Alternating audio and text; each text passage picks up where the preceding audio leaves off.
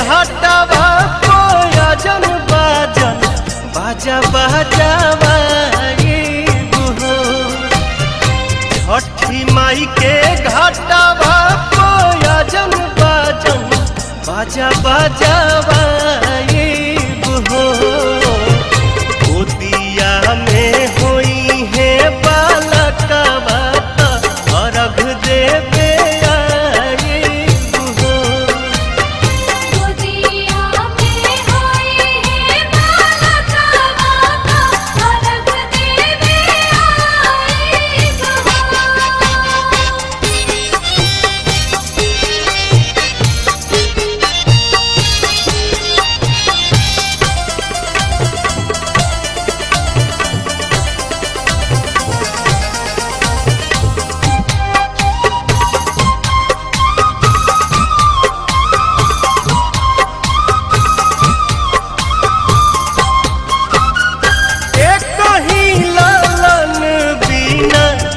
छने मनवा सुन सहन लागे हमरो घरवा अंगनवा। पूरी जहिया दिलावा के लला सात जलसा कराइबु हो। पूरी जहिया दिलावा के लला सात जलसा कराइबु हो। गोदिया में होई है बालकवा कोसी भरावाइबु हो।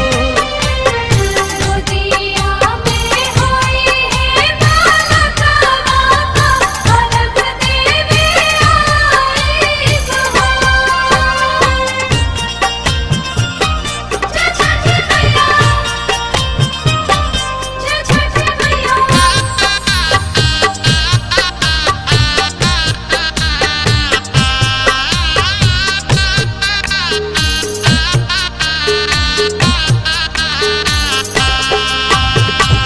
मनवा में आस लेके रोवेले बझनिया कहिया बसैबू छठी माई हमर दुनिया।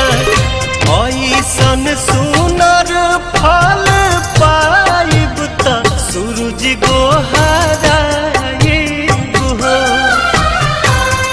ऐसन सुनर फल पाइब त सूरज गोहराइबु हो।